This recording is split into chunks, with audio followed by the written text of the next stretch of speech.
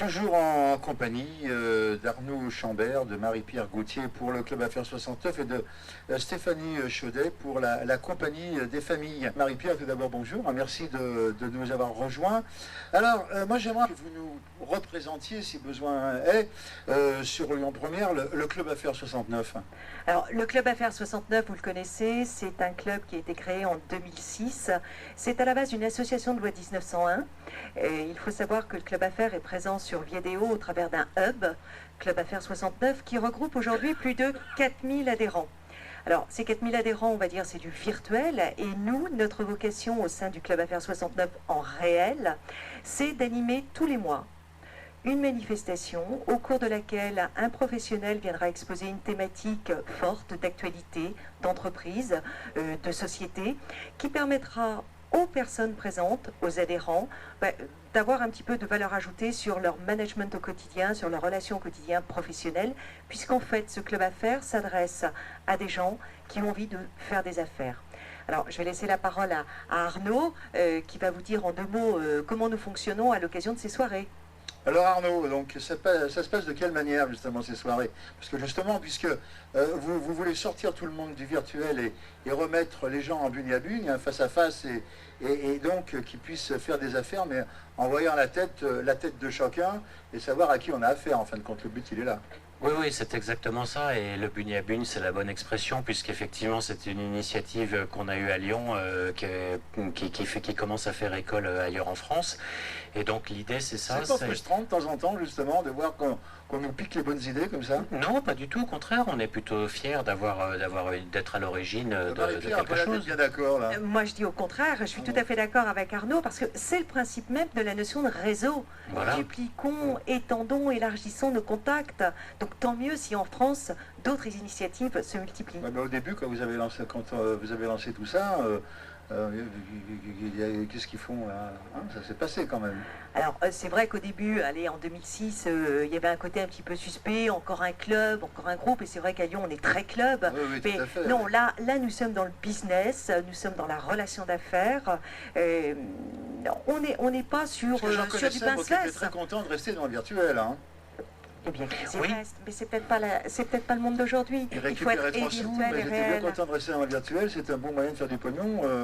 Tout à fait. Ça se casser la tête. Tout à fait. Mais ce qu'il ne faut pas oublier aussi, c'est que le propre du Club Affaires 69, du fait qu'il soit une émanation de Viadeo sur lequel il y a 4000, c'est même, Marie-Pierre disait plus de 4000, c'est même pas loin de 5000 maintenant, sur le hub du Club Affaires 69 sur Viadeo, c'est qu'il y a beaucoup de gens parmi ces 4800 personnes qui ne sont pas des Lyonnais, mais qui sont des gens d'ailleurs en France qui sont intéressés par Lyon.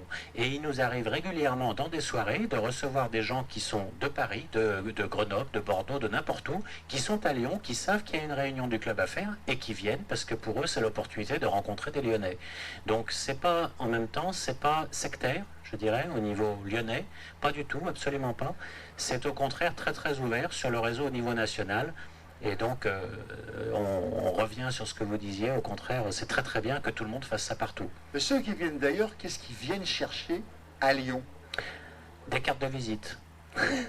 Ils viennent chercher du business. Ils viennent chercher du business, c'est des gens qui veulent... Il y a d'autres de clubs ailleurs. Oui, bien sûr, il y a d'autres clubs ailleurs seulement. Bien sûr, il y a d'autres clubs ailleurs, il y a d'autres clubs plus près, mais c'est par exemple une entreprise qui est basée, on va dire Paris, parce qu'il y en a beaucoup la majorité sont basés à Paris, mais qui veut s'implanter en région Rhône-Alpes, qui va chercher un partenaire en région Rhône-Alpes, que ce soit, je sais pas, un franchisé par exemple, ou qui va n'importe quoi pour quelque business que ce soit, et qui va donc venir au Club Affaires 69 pour trouver la personne qui pourrait être son partenaire. Et puis chaque club a sa spécificité.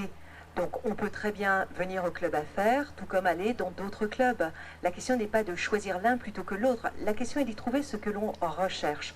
Nous, au club affaires, on a une politique qui est très claire, qui est de dire, faisons en sorte que les gens se rencontrent, comme je disais tout à l'heure, autour d'une thématique qui va donner de la valeur ajoutée à ma vie au quotidien.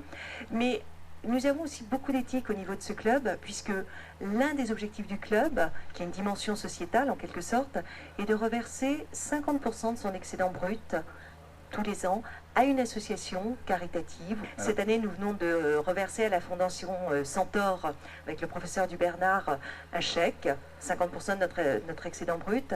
C'est une manière de dire, oui, faisons des affaires, oui, rencontrons-nous, mais oui, allons au-delà de la valeur humaine. Stéphanie, justement, on parlait des franchisés, là. Vous avez connu, vous, des clubs à faire, de par la profession que vous faisiez avant de vous lancer? Pas particulièrement, j'avoue que bon, je travaillais pourtant sur Paris, dans la communication, mais j'ai envie de dire, on avait déjà notre réseau, donc moi je passais pas par des clubs spécifiques, j'ai envie de dire. Stéphanie vient d'utiliser le mot réseau, c'est exactement ça. Ouais. Comme je le disais, on peut tout à fait être membre de différents clubs. L'idée, c'est vraiment de vivre son réseau. Et à ce propos, le 19 avril prochain, c'est la prochaine soirée du Club Affaires, et le thème ne sera autre que le réseau. Et le réseau, on l'a même surnommé le 7e continent, parce que quelque part, tous ces gens membres d'un réseau constituent à eux seuls la population d'un continent. La compagnie des familles, ça fait... donc, il y a combien de franchisés déjà en France, déjà d'installés? Alors d'installer, il y en a 10 qui sont dispatchés, j'ai envie de dire, sur tout le réseau national. Donc on a Aix, Draguignan, Besançon, Dijon, Bordeaux, Nantes, enfin voilà, j'en oublie. Et Laurent David donc s'est donné pour objectif d'ouvrir une agence par mois cette année, en 2010, puisque c'est un marché, je dirais, en pleine expansion.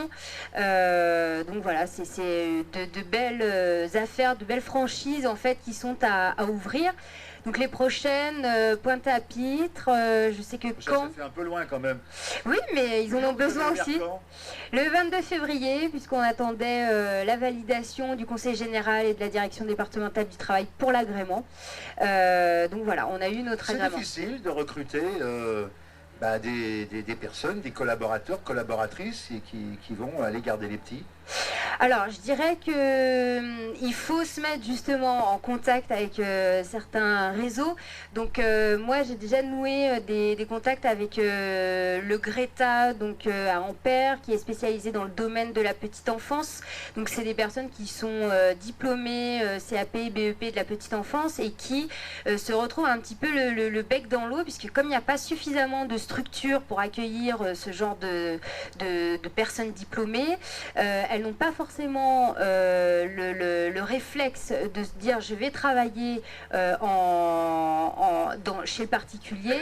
Donc il faut informer sur le statut et la reconnaissance du statut de l'intervenante dans le milieu privé, puisque c'est des femmes quand même qui ont voilà, une profession, un statut, elles sont payées, déclarées, et il y a une reconnaissance quand même de l'intervenante au domicile.